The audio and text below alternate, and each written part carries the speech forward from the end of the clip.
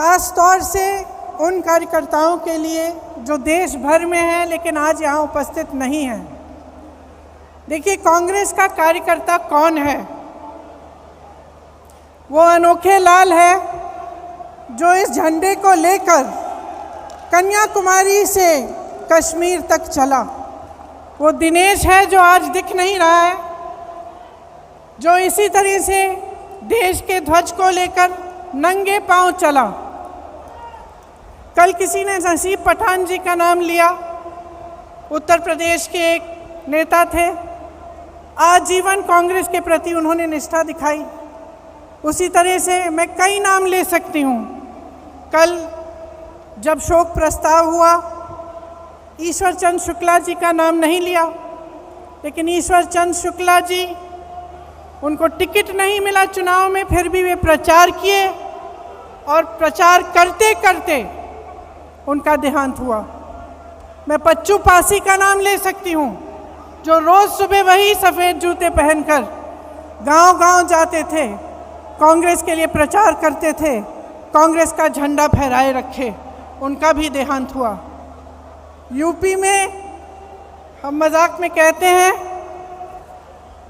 कि एक life long Congress sufferer होता है। जो यूपी के कार्यकर्ता हैं ये समझेंगे ये बात। जो कार्यकर्ता आजीवन अपने वजूद के लिए संघर्ष करता है, वो मैं आज थोड़ा उसके पक्ष में बोलना चाहती हूँ। और मैं कहना चाहती हूँ कि जब भी हम ऐसे इकट्ठे होते हैं तो हम नए नए प्रस्ताव लाते हैं, और ये सही है।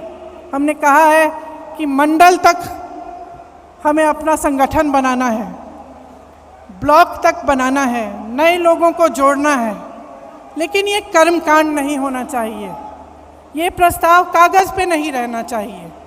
इसको करने के लिए हम सबकी जिम्मेदारी बनती है कि हम गांव-गांव जाएं, ब्लॉक जाएं और अपने संगठन को मजबूती से बनाएं। भारत जोड़ो यात्रा निकली, श्री राहुल गांधी जी बैठे हैं। उन्होंने कांग्रेस की विचारधारा की एक लंबी लकीर खींच के दिखाई। जो बहुत समय से नहीं हुआ था, उन्होंने करके दिखाया। पूरे देश ने देखा कि कांग्रेस का कार्यकर्ता, कांग्रेस का नेता किस लिए खड़ा है, किस विचारधारा के लिए लड़ रहा है, उस विचारधारा का मतलब क्या है। ये काम भारत जोड़ो यात्रा ने किया। देश भर से लोग आए, कन्याकुमारी में आए, केरल में आए, मध्य प्रदेश में आए, हर जगह जहाँ जहाँ यात्रा गई वहाँ आए। जब कश्मीर में थे तो मैं कुछ महिलाओं के साथ खड़ी थी, यात्रा का इंतज़ार कर रहे थे हम। उन महिलाओं ने मुझे कहा कि 3 सालों से उनको घर से निकलने की हिम्मत नहीं थी, लेकिन इस यात्रा ने उन्हें हिम्मत दी, वे बाहर आए। तो ये हिम्मत दिलाना, ये हम कांग्रेस जनों का काम है, जो समझ रहे हैं कि देश में गलत हो रहा है, जो देश की राजनीति को देखकर समझ रहे हैं कि जो हो रहा है वो ठीक नहीं है। उनको एक प्लेटफॉर्म देना, उनकी आवाज़ को बुलंद करना हमारा काम है। जो नहीं समझ रहे हैं उन्हें भी समझाना, उनके पास जाना हमारा काम है। तो ये एक बहुत बड़ी जिम्मेदारी है। हमें अपने गिले शिकवे अलग करने पड़ेंगे, एकजुट होकर लड़ना पड़ेगा। हमें दिखाना पड़ेगा इस देश को कि आज नौजवानों के पास रोज़गार नहीं है। जितने भी विज्ञापन हैं, जो भी दिखा रहे हों, जहाँ जहाँ हम जाते हैं रोज़गार नहीं है। रोज़गार क्या, जो नौजवान परीक्षा देते हैं भर्ती के लिए, वो घोटालों में उलझे हुए हैं, उसके लिए क्या प्रस्ताव है हमारा। ये कांग्रेस पार्टी इन 3 दिनों से जितने भी प्रस्ताव ला रही है, जैसे किसानों के लिए मैं आज पढ़ रही थी कि एक प्रस्ताव है कि न्याय योजना की तरह हमें किसानों के लिए एक योजना बनानी है। तो ये सब बातें पब्लिक तक पहुंचाना हमारा काम है, और इसमें आपकी बहुत अहमियत है। तो एक साथ हमें काम करना पड़ेगा। चाहे महिलाओं के लिए, उनके विकास के लिए, चाहे ये समझाना कि जबकि देश का किसान आज कर्ज में डूब रहा है, मुश्किलों से घिरा हुआ है, लेकिन ज़मीन प्रधानमंत्री जी अपने दोस्तों को मुफ्त में दिलवा रहे हैं। आज हमें देश को दिखाना पड़ेगा कि किस तरह कुछ गिने चुने उद्योगपति आगे बढ़े जा रहे हैं, उनकी आमदनी दुगनी 3 गुना बढ़ती जा रही है और किसान की आमदनी कम होती जा रही है, नौजवानों के रोजगार कम होते जा रहे हैं, महंगाई बढ़ती चले जा रही है, किसानों को कर्ज माफ़ नहीं होते लेकिन बड़े बड़े उद्योगपतियों के होते हैं।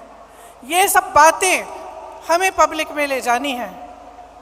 अब हमारे पास सिर्फ 1 साल बचता है, हमसे उम्मीदें हैं। ये उम्मीद है कि हम एकजुट हों, कि जितनी भी पार्टियां हैं, जितने भी दल हैं, जितने भी लोग हैं जिनकी विचारधारा इनसे विपरीत है, वो आगे आए, एकजुट होकर लड़ें।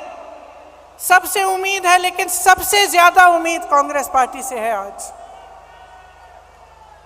और मैं जानती हूं कि हम इस उम्मीद पर खरे उतर सकते हैं कि आपकी मेहनत से, हमारी मेहनत से, हमारी एकजुटता से, हमारे समर्पण से और अपने संविधान के प्रति हमारी निष्ठा से हम सब इस काम को करके दिखा सकते हैं। तो आज जब आप यहाँ से जाएंगे, घर घर जाएंगे, अपने अपने क्षेत्र में जाएंगे, तो आप नए लोगों को जोड़िए। नए लोग जुड़ते कैसे हैं? विचारधारा से जुड़ते हैं, जज्बातों से जुड़ते हैं और आपका मिसाल देख के जुड़ते हैं। तो हमें मिसाल बनना चाहिए कि राजनीति कैसे होनी चाहिए, किस तरह से हमें अपनी राजनीति करनी है। जब जब चुनाव आता है तो ऐसे मुद्दे उठते हैं जिससे जनता का कोई मतलब नहीं है। क्यों कह रही हूँ कि मतलब नहीं है?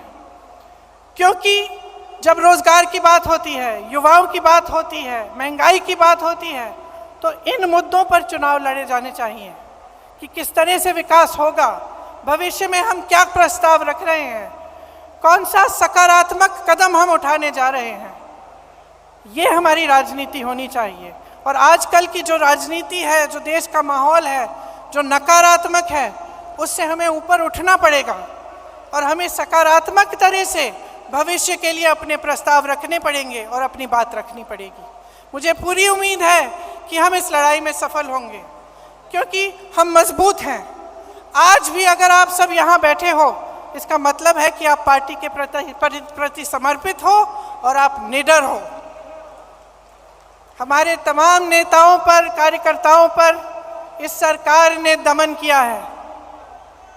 आज भी, कल भी छत्तीसगढ़ में रेड लगवाए, एजेंसियों के द्वारा क्या क्या नहीं किया, लेकिन आज भी हमारे नेता खड़े हैं, आज भी हमारे कार्यकर्ता खड़े हैं। और मैं जानती हूँ कि आपका संघर्ष क्या है।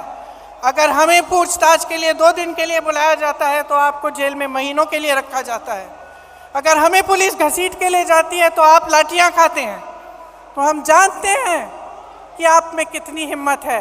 अब देश को भी ये हिम्मत दिखानी है, देश के संविधान के लिए, लोकतंत्र के लिए और एक मजबूत भविष्य के लिए हमें सबको इकट्ठे लड़ना है।